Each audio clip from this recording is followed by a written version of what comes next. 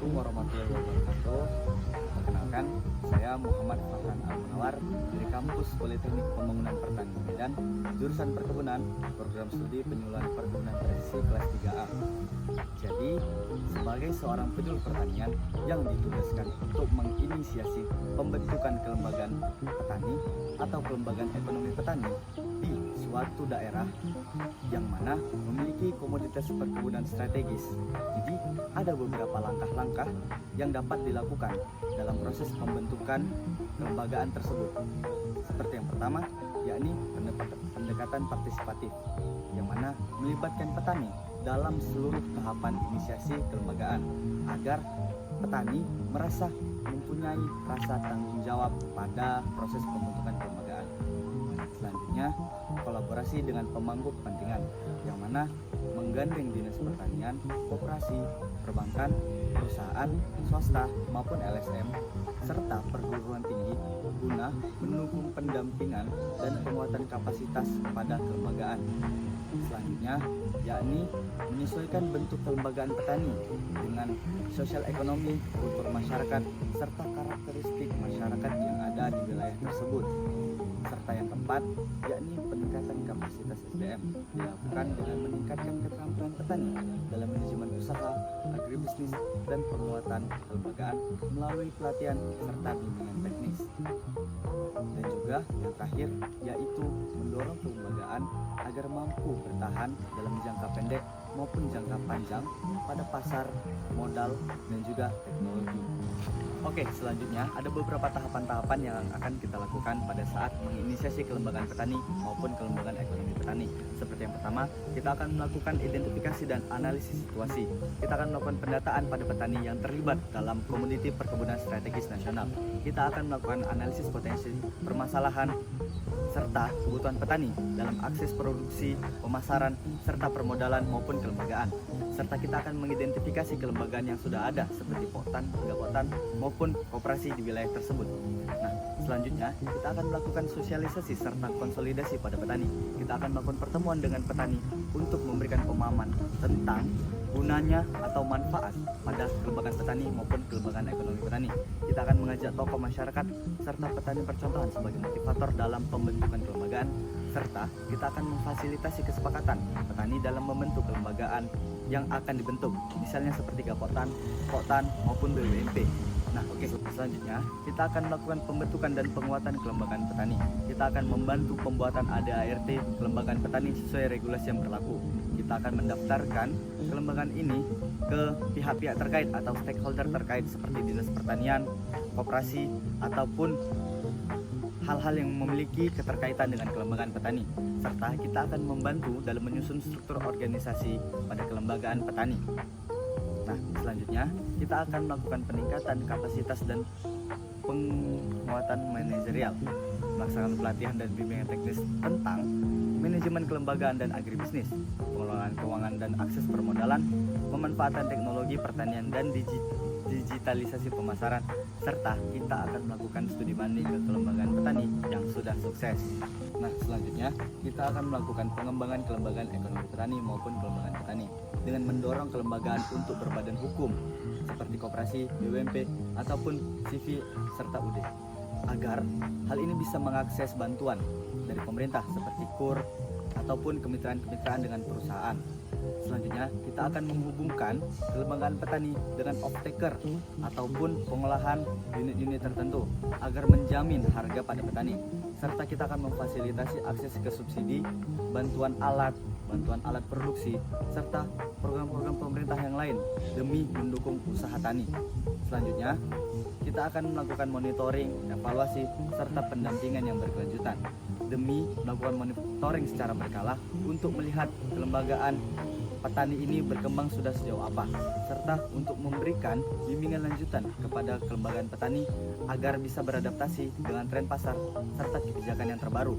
Selanjutnya, kita akan mempromosikan jejaring-jejaring petani untuk petani mengakses informasi terbaru seperti akses teknologi, pasar, maupun hal-hal baru agar memperkuat posisi tawar mereka. Oke, ketika jika kelembagaan petani sudah terbentuk, ada beberapa tahapan lagi yang akan kita lakukan untuk mendukung kelembagaan petani ini. Seperti yang pertama, kita akan melakukan pemilihan pengurus.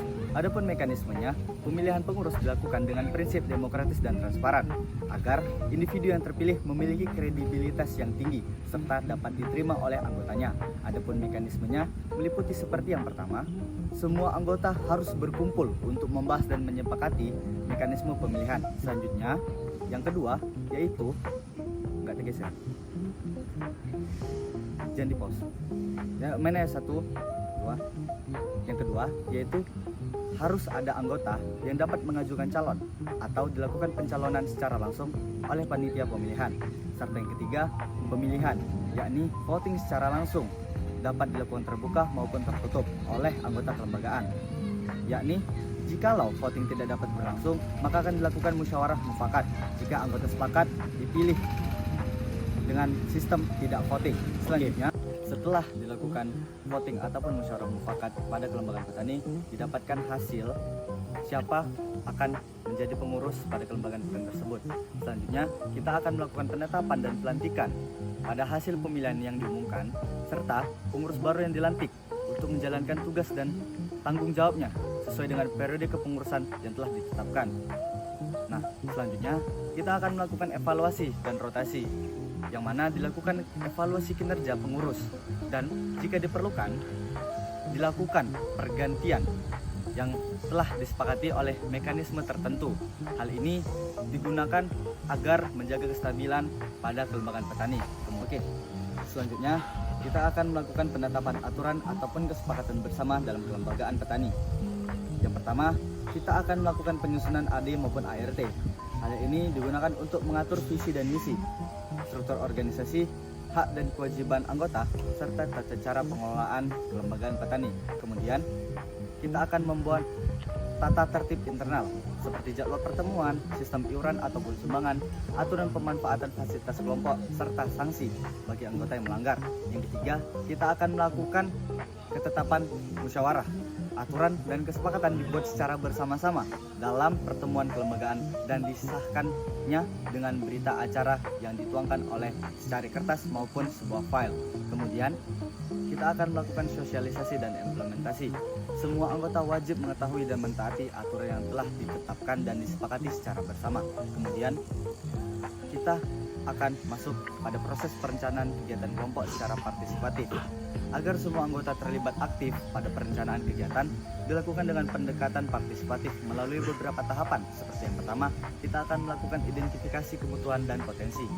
Anggota kelompok mengidentifikasi masalah utama yang dihadapi, serta sumber daya yang tersedia. Nah, selanjutnya, anggota kelompok akan melakukan diskusi dan menyusun rencana kegiatan. Semua anggota berdiskusi untuk menyusun rencana kegiatan jangka pendek maupun jangka panjang. Yang ketiga adalah penentuan prioritas kegiatan. Kegiatan diprioritaskan berdasarkan urgensi ataupun manfaat bagi kelompok serta ketersediaan sumber daya. Kemudian yang keempat, adapun penyusunan rencana aksi dan pembagian tugas. Menyusun langkah-langkah pelaksanaan, menentukan penanggung jawab serta menetapkan indikator keberhasilan pada kegiatan-kegiatan di kelembagaan petani. Oke. Kemudian kita akan melakukan penyusunan rencana aksi dan pembagian tugas, menyusun langkah-langkah pelaksanaan, menentukan penanggung jawab serta menetapkan indikator keberhasilan. Selanjutnya, nomor 5, yakni melakukan evaluasi dan penyesuaian rencana kerja. Secara berkala, kelompok melakukan evaluasi dan revisi terhadap rencana kegiatan agar tetap relevan. Kemudian, kita akan melakukan proses pada pengambilan keputusan. Keputusan dalam kelembagaan diambil dengan prinsip musyawarah dan mufakat, serta melibatkan seluruh anggota kelembagaan petani. Adapun mekanismenya seperti yang pertama, dilakukannya rapat atau musyawarah kelompok. Setiap anggota kelompok diberikan akses kesempatan untuk menyampaikan pendapat dan pertimbangan. Kemudian, dilakukannya diskusi dan pertimbangan alternatif. Berbagai opsi dipertimbangkan berdasarkan keuntungan, kendala, dan dampaknya bagi kelompok. Yang ketiga, kesepakatan bersama. Jika semua anggota sepakat, keputusan ditetapkan secara mufakat. Jika ada perdebatan pendapat, dilakukan secara pemungutan suara ataupun voting. Kemudian, yang keempat, yaitu dilakukannya dokumentasi keputusan. Keputusan yang telah disepakati dicatat dalam notulen rapat sebagai dokumentasi resmi kelembagaan. Serta yang kelima, yakni pelaksanaan dan evaluasi. Keputusan yang diambil harus dijalankan sesuai kesepakatan dengan evaluasi berkala terhadap pelaksanaannya. Oke, sekian tadi video yang dapat saya tampilkan. Kurang lebihnya saya mohon maaf. Harapan saya agar teman-teman penonton dapat menerima informasi yang bagus ke depannya. Semoga kalian suka. Jangan lupa like, komen, dan subscribe. Kita ketemu di video-video berikutnya.